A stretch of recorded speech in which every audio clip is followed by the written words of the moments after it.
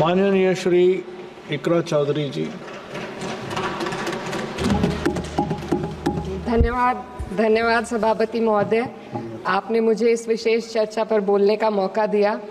भारत के संविधान के 75वें वर्ष की चर्चा के मौके पर मैं सबसे पहले संविधान बनाने वालों की दूरदृष्टि को सलाम करती हूँ। एक युवा सांसद के तौर पर मैं अपनी उम्मीदों को संविधान के साथ जोड़कर खास तौर पर ये बताना चाहती हूँ कि आज हमारे देश में पिछड़े, दलित, अल्पसंख्यक समुदाय को किस तरह अपने संवैधानिक अधिकारों और आज़ादियों की हिफाजत के लिए हर रोज मुश्किलों का सामना करना पड़ रहा है। Doctor B.R. अम्बेडकर के कथन से अपनी बात रखना चाहती हूँ। उन्होंने कहा था, मुझे अपने भारतवर्ष पर फक्र है कि जिसके पास ऐसा संविधान है जो लोकतंत्र, समाजवाद और सेक्युलरिज्म को संजोता है। लेकिन आज ऐसा लगता है जैसे संविधान की किताब तो है पर इसे चलाने वालों का ईमान गुम हो गया है। आज हिंदुस्तान में हर वर्ग को किसी न किसी चुनौती का सामना करना पड़ रहा है, मगर अल्पसंख्यक, खासतौर पर मुसलमानों पर जो कहर टूटा है वो किसी से छुपा नहीं है। ये लोग सिर्फ अपने मजहबी पहचान की वजह से निशाने पर हैं। संविधान का अनुच्छेद 15 कहता है कि किसी भी नागरिक के साथ धर्म, जाति या किसी और वजह से भेदभाव नहीं होना चाहिए, लेकिन हकीकत इसके उलट है। हालात इस कदर बिगड़ चुके हैं कि hate speech, mob lynching, bulldozer द्वारा घरों को गिराने की घटनाएं आम हो गई हैं, खास तौर पर उत्तर प्रदेश में, जहां ऐसा लगता है जैसे कानून के नाम पर जंगल राज चल रहा हो। संभल में जो हुआ वो सबके सामने है।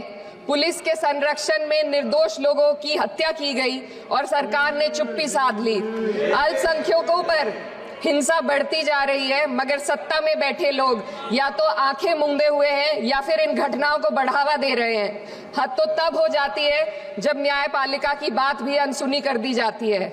सुप्रीम कोर्ट ने मॉब लिंचिंग पर 11 सूत्रीय निर्देश जारी किए थे। इसमें साफ कहा गया था कि राज्य सरकारें और पुलिस इस तरह की घटनाओं को रोकने और दोषियों पर सख्त कार्रवाई करने के लिए जिम्मेदार है, लेकिन आज भी इन निर्देशों पर अमल नहीं हो रहा है। हाल ये है कि मॉब लिंचिंग को रोकने की बजाय सत्ता में बैठे लोग आग में घी डालने का काम कर रहे हैं। उनकी जुबान से ऐसी बातें निकलती हैं जो नफरत को और बढ़ावा देती है। ये अशांति अब इतनी गहराई तक फैल चुकी है कि हमारे समाज के धर्मनिरपेक्ष चरित्र पर गंभीर सवाल उठ रहे हैं। साल की शुरुआत में ही कई राज्यों में दुकानदारों को अपने नाम बोर्ड पर लगाने के लिए मजबूर किया गया। इसे सेहत और सुरक्षा के कानूनों का हिस्सा बताया गया, मगर असल मंशा कुछ और थी। ये कदम खास तौर पर मुसलमान दुकानदारों को निशाना बनाकर उठाया गया ताकि उनकी रोजी रोटी पर चोट की जाए। पिछले हफ्ते मुरादाबाद में एक मुस्लिम डॉक्टर को हिंदू बहुल्य मोहल्ले में घर खरीदने पर विरोध झेलना पड़ा। वजह बताई गई कि इससे मोहल्ले की सामाजिक शांति बिगड़ जाएगी।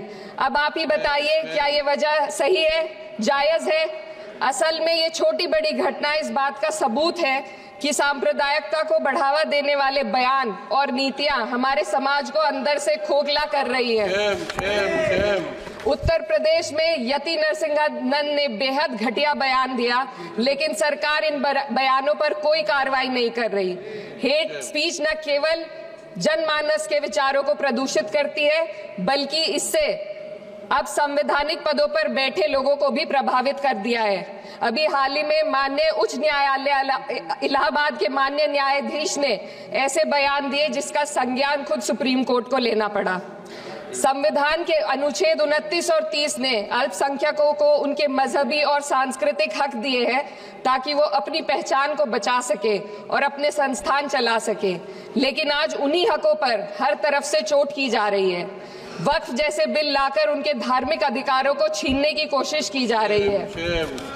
आज अल्पसंख्यक समुदाय को संविधान द्वारा दिए गए अपने बुनियादी अधिकार पाने के लिए लंबी लड़ाई लड़नी पड़ रही है। ऐसे कई मामले अदालत ने न्याय देकर संविधान की रक्षा की है, लेकिन अदालती प्रक्रिया में जो समय लगता है उसकी वजह से देश के सामाजिक ताने बाने को भारी नुकसान उठाना पड़ता है।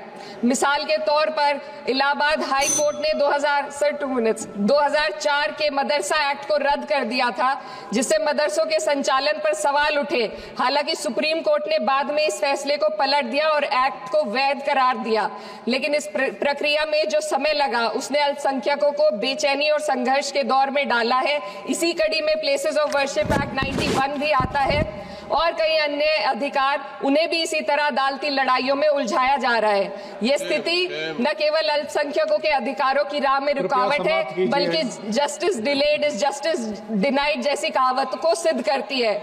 मैं इस सदन से दुनिया भर के अल्पसंख्यकों की आवाज उठाना चाहती हूँ, खास तौर पर हमारे पड़ोसी देश बांग्लादेश में अल्पसंख्यकों के साथ जो हो रहा है वे दिल को गहरे तक चोट पहुंचाने वाला है। उनकी जान माल की हत्या की जा रही है। बांग्लादेश हो या हिंदुस्तान हो या कोई और देश, अल्पसंख्यकों की सुरक्षा, इज्जत और अधिकारों की हिफाजत हर सरकार की सबसे पहली जिम्मेदारी होनी चाहिए। मैं इस सदन से अपने देश के अल्पसंख्यकों के साथ बांग्लादेश के पीड़ित अल्पसंख्यकों की आवाज को एक साथ उठाना चाहती हूँ। ये वक्त की पुकार है कि हम सब मिलकर ये सुनिश्चित करें कि किसी भी इंसान को उसकी पहचान या मजहब के कारण डरकर जीने पर मजबूर ना होना पड़े। जहाँ हक छीने जाते हैं वहाँ अमन खो जाता है। ये बात हर सरकार को समझनी चाहिए। अगर हम सच में अपने संविधान का सम्मान करना चाहते हैं तो हमें नफरत और भेदभाव को खत्म करना होगा। हमें ये दिखाना होगा कि ये मुल्क हर वर्ग, हर जाति, हर धर्म और हर समुदाय का है, और जब तक ऐसा नहीं होगा तब तक संविधान की आत्मा सिसकती रहेगी। सर, अपनी बात को खत्म करते हुए मैं एक शेर अर्ज करना चाहती हूँ। ये दाग दाग उजाला, ये शब गजीदा शहर, वो इंतजार था जिसका, ये वो शहर तो नहीं।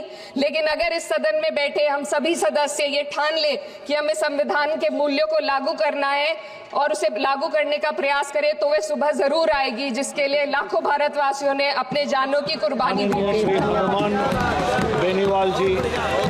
हनुमान बेनीवाल जी। धन्यवाद सभापति जी।